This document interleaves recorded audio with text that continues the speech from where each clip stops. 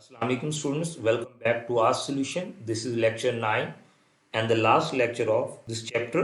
इस लेक्चर के अंदर हम रिव्यू एक्सरसाइज को डिस्कस करेंगे और उसके अंदर जो हमारे पास एमसीक्यूज और पर्टिकुलरली जो ब्लैंक से रिलेटेड क्वेश्चंस हैं उनको हम डिस्कस करेंगे. सो मूव करते हैं टुवर्ड द फर्स्ट स्लाइड. सो यहाँ पर आपके पास एमसीक्यूज गिवन किए गए हैं. तो बेसिकली ये आपकी रिव्यू एक्सरसाइज में से ही एमसीक्यूज है. Standard form of a quadratic equation is you know that कि आपके पास जो standard form of quadratic equation होती है वो A x square plus B x plus C is equal to zero होती है. तो हम यहाँ पर देखेंगे ऐसा कोई ऑप्शन है B x plus C, no, ये भी ऑप्शन नहीं है. इसी तरह से A x square plus B x plus C is equal to zero, it mean ये हमारा आंसर हो गया. आप नेक्स्ट वाले भी अगर चेक करें तो इनमें से कोई भी जो होगा वो हमारे आंसर को सेटिस्फाई नहीं कर रहा होगा. तो option B is the right answer for the first MCQ. Second, the number of terms in a standard quadratic equation a x square plus B x plus C is equal to zero. इसके अंदर number of terms कितनी होती हैं. देखें, किसी भी algebraic expression के अंदर जब टर्म्स को आपने काउंट करना हो तो जो भी ऑपरेशन यानी प्लस माइनस दिया होता है उसके अलावा जो भी वैल्यू लिखी हो इन बिटवीन वैल्यू वो टर्म कहलाती है. सो ये एक टर्म हो गई, ये सेकंड टर्म और ये क्या है थर्ड, यानी तीन अलजेब्रिक टर्म्स यहाँ पे आ रही हैं. तो किसी भी स्टैंडर्ड क्वाड्रेटिक इक्वेशन के अंदर तीन अलजेब्रिक टर्म्स आपके पास होती हैं. So option C 3 is the right answer. Next, the number of method to solve a quadratic equation is. किसी भी क्वाड्रेटिक इक्वेशन को सॉल्व करने के तीन मेथड. वी नो दैट कि एक मेथड होता है फैक्टराइजेशन, सेकंड है कंप्लीटिंग स्क्वायर मेथड और थर्ड क्या था क्वाड्रेटिक फार्मूला हमारे पास होता है. तो हमारे पास तीन मेथड होते हैं. तो अगेन इस केस के अंदर ऑप्शन सी 3 जो है ये हमारे पास राइट आंसर है. नेक्स्ट मूव करते हैं. सो फोर्थ एमसीक्यूज में दो क्वाड्रेटिक फार्मूला इज. आपको पता है क्वाड्रेटिक फार्मूला क्या होता है, x is equal to minus b plus minus under root b square minus 4ac over 2a इसके इक्वल होता है. अब इसके अकॉर्डिंगली आप एमसीक्यू देखें, minus b plus minus under root b square minus 4ac over 2a. It mean हमारा जो पहला आंसर है यही हमें ठीक लग रहा है. तो लेट्स सी आगे देखते हैं. माइनस, अब यहाँ पे माइनस बी के साथ माइनस नहीं है, सो इट मीन ये रॉन्ग ऑप्शन है. यहाँ minus b plus minus under root b square minus 4ac होता है, यहाँ प्लस है, ये भी रॉन्ग है. X is equal to b, यहाँ पे माइनस मिसिंग है और यहाँ पे भी माइनस मिसिंग है, इट मीन ये भी रॉन्ग है. तो आपने आंसर करने से पहले सारे एमसीक्यूज को जरूर चेक करना है. तो आप देखें बाकी तीनों रॉन्ग हो गए, इट मीन ऑप्शन ए जो फर्स्ट है that is the right answer. Two linear factors of x square minus 15x plus 56 are. इसके दो लीनियर फैक्टर्स क्या हो सकते हैं. तो आपने बेसिकली इसे फैक्टराइज करना है.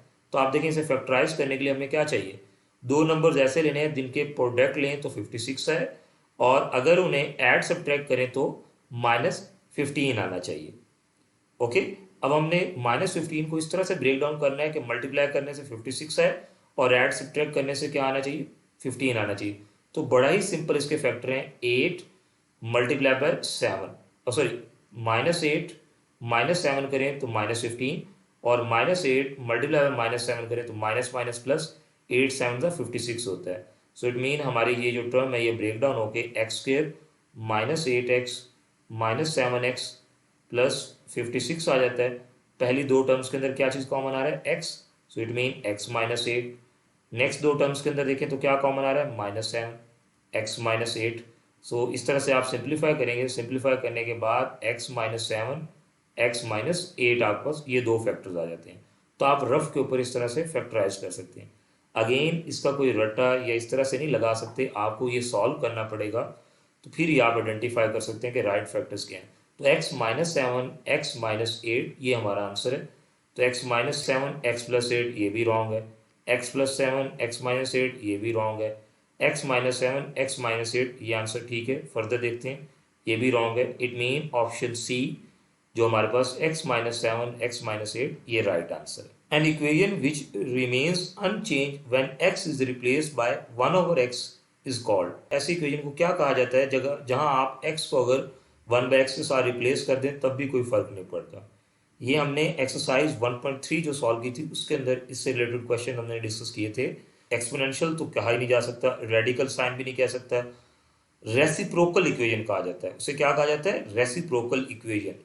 सो आगे पास जो MCQ 6 है इसका जो बी आंसर है ये एक्यूरेट है क्योंकि x को हमने 1/x से रिप्लेस किया यानी रेसिप्रोकल से रिप्लेस किया है. तो option B is the right answer. So next move करते हैं। Seventh MCQs, an equation of the type 3 raise to power x plus 2 3 raise power 2 minus x plus 6 is equal to 0 is an, ये किस तरह की equation है? तो exponential equation है, क्योंकि यहाँ पावर की फॉर्म में लिखा गया है, तो एक्सपोनेंशियल रेडिकल। अब देखें रेडिकल के अंदर तो ये साइन होना चाहिए हमारे पास, इस तरह का कोई भी साइन स्क्वायर रूट का या क्यूब रूट का नहीं है, तो ये ऑप्शन रॉन्ग हो गया। रेसिप्रोकल में तो x को हम किससे रिप्लेस कर देते हैं, 1/x से, ऐसा भी कुछ नहीं हो रहा है, तो ये भी रॉन्ग है, नन ऑफ दिस भी रॉन्ग। तो इट मीन ऑप्शन ए जो है that is the accurate answer. ऐसी इक्वेशन को एक्सपोनेंशियल इक्वेशन कहा जाता है। The solution set of 4x² minus 16 is, again ये भी आप सॉल्व करके बता सकते हैं। क्या करेंगे, आप देखिए दोनों के अंदर हमारे पास क्या कॉमन आ रहा है, 4 कॉमन आ रहा है, 4 कॉमन ले लें तो हमारे पास क्या आ जाता है, x² minus 4 is equal to 0। So आपके पास क्या आ जाएगा, x² minus 4 is equal to 0 आ जाएगा। फर्दर आप लिखेंगे तो x² इज इक्वल टू 4, दोनों तरफ स्क्वायर रूट लेंगे तो आपके पास ये cancel, x is equal two plus minus 2, ये वैल्यू आ गई। तो x का सोल्यूशन क्या है, सोल्यूशन सेट के अंदर हम लिखेंगे प्लस माइनस 2, ये वैल्यू आ जाएगी। So plus minus 2 plus minus 4 ये भी रॉन्ग है, एंड 4 ये भी रॉन्ग है, खाली प्लस माइनस 2 ये भी नहीं लिख सकते, हमने सोल्यूशन सेट लिखना है। एंड वी नो दैट के सोल्यूशन सेट क्या होता है, ब्रैकेट में। अब जो भी स्टूडेंट अगर प्लस माइनस 2 लिख देगा ये रॉन्ग आंसर होगा। Solution set mean curly braces के अंदर। So option C is the right answer. आपके पास जो सी है ये एक्यूरेट आंसर है। An equation of the form 2x raise power 4 minus 3x cube plus 7x square minus 3x plus 2 is called as, इस तरह की इक्वेशन को क्या कहा जाता है? अब देखें रेडिकल साइन यानी अंडर रूट का साइन नहीं है, ये भी रॉन्ग। एक्सपोनेंशियल यानी पावर की फॉर्म में भी कोई चीज़ नहीं लिखी, ये भी रॉन्ग। ठीक है, कोई नंबर की पावर में यानी कि नीचे कांस्टेंट नंबर, ये भी नहीं लिखा हुआ, नन हो तो इस तरह की इक्वेशन को रेसिप्रोकल इक्वेशन कहा जाता है। इट मीन यहाँ हम x को 1/x से रिप्लेस कर सकते होते हैं। So that equation is known as a reciprocal equation. अगर किसी भी स्टूडेंट को ये रेसिप्रोकल इक्वेशन या टाइप ऑफ इक्वेशन आइडेंटिफाई करने में डिफिकल्टी है तो आई वुड रेकमेंड कि आप लोग एक्सरसाइज 1.3 से रिलेटेड लेक्चर नंबर 6 और लेक्चर नंबर 5 उनको पर्टिकुलरली ज़रूर एक दफ़ा गो थ्रू कर लें। उनके लिंक मैं डिस्क्रिप्शन में ऐड कर दूंगा। सो मूव करते हैं toward the next question which is related to the blanks, fill in the blanks. अब देखिए एग्जाम में फिल इन द ब्लैंक्स नहीं आती, ये एज अ, ये जो हमारे पास क्वेश्चन होते हैं ये एज अ एमसीक्यूज की फॉर्म में आपके पास जरूर आ सकते हैं। उस सिनेरियो को मद्देनजर रखते हुए हम इनको डिस्कस कर रहे हैं कि अगर ये एमसीक्यूज की फॉर्म में आ जाए तो हम क्या इनका आंसर सिलेक्ट कर सकते हैं।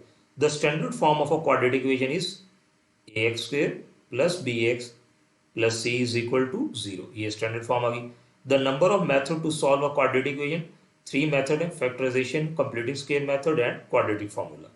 The name of method to derive a quadratic formula is known as, उस मेथड को क्या कहा जाता है जिसके अंदर हम जिसके थ्रू हम क्वाड्रेटिक फार्मूला डिराइव कर सकते हैं।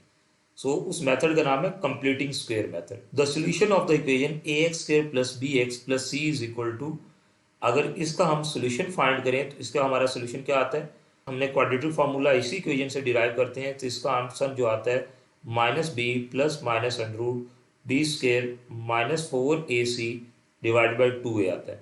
क्वाड्रेटिक फार्मूला जो होता है वो एक्चुअली एक स्टैंडर्ड इक्वेशन का सोल्यूशन ही होता है, minus b plus minus under root b square minus 4ac over 2a।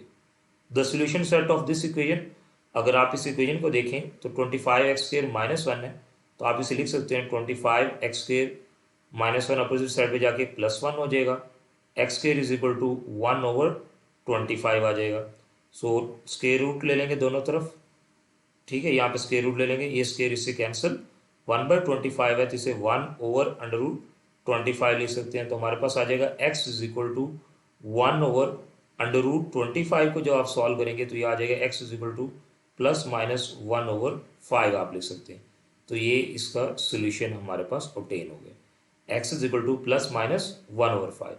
तो आप सोल्यूशन सेट उसने कहा है तो हम करली ब्रेसेस के अंदर प्लस माइनस 1/5 मेंशन कर देंगे। 6 ब्लैंक के अंदर क्या लिखा हुआ, N equation of the form 2 raised power 2x, क्या कहा जाता है जब भी इस तरह से कोई कोफिशिएंट की पावर x आ जाए तो उसे क्या कहा जाता होता है, एक्सपोनेंशियल इक्वेशन कहा जाता है। तो ये हमारे पास एक्सपोनेंशियल इक्वेशन आ गई। The solution set of this equation is, इस तरह की इक्वेशन का क्या सोल्यूशन सेट होगा, तो देखिए x² minus 9 is equal to 0, तो हम x² इज इक्वल टू 9, दोनों तरफ स्क्वायर रूट ले रहे हैं स्क्वायर खत्म करने के लिए, तो x is equal two plus minus 9 यानी सॉरी इस तरह से आ जाएगा, और x is equal two plus minus 3। तो यहाँ पे plus minus 3 again solution set है, तो करली ब्रेसिस के अंदर मेंशन करना है। An equation of the type x4 x3 x square plus x plus 1 is called as reciprocal equation. इसे reciprocal equation कहा जाता है। A root of an equation which does not satisfy the equation. किसी भी equation का ऐसा root mean answer या value, जो x की आंसर या वैल्यू आए, अगर वो इक्वेशन को सेटिस्फाई ना करे तो उसे क्या कहा जाता है? एक्सट्रीनियस रूट कहा जाता है उसे। ये हम मेंशन करते होते हैं, ये डेफिनेशन बल्कि एक्सट्रीनियस रूट की आ गई। An equation involving impression of the variable under dash is called as radical equation. ऐसी इक्वेशन जिसके अंदर हमारे पास जो वेरिएबल हो वो किस चीज़ के अंदर आए कि हम उसे रेडिकल इक्वेशन कहते हैं, अगर वो अंडर रूट के अंदर आए या स्क्वायर रूट के अंदर या रेडिकल साइन के अंदर आए। आप ये साइन भी लिख सकते हैं या फिर आप इसकी जगह स्टेटमेंट रेडिकल साइन लिखते हैं, ये दोनों एक्यूरेट कंसीडर किए जाते हैं। So that's all from review exercise. अब रिव्यू एक्सरसाइज में कुछ क्वेश्चन दिए जाते हैं जो मैंने यहाँ पे सिंप्लीफाई नहीं किए, वो हम सेपरेट वीडियो में बाद में ऐड कर देंगे आफ्टर योर फीडबैक। तो अगर आप जो भी फीडबैक देंगे उसके अकॉर्डिंगली फिर हम जो लास्ट 10th वीडियो होगी इस लेक्चर की वो रिकॉर्ड करेंगे। इसी के साथ ही हम ये चैप्टर एंड अप करते हैं, और प्लीज़ नेक्स्ट जो चैप्टर नंबर 2 से रिलेटेड सेपरेट प्लेलिस्ट है, प्लीज़ उसे जाके ज़रूर गो थ्रू करिएगा। हमारा जो चैप्टर 1 है वो यहाँ पे कंप्लीट होता है। See you in the next lecture. Take care. अल्लाह हाफिज़।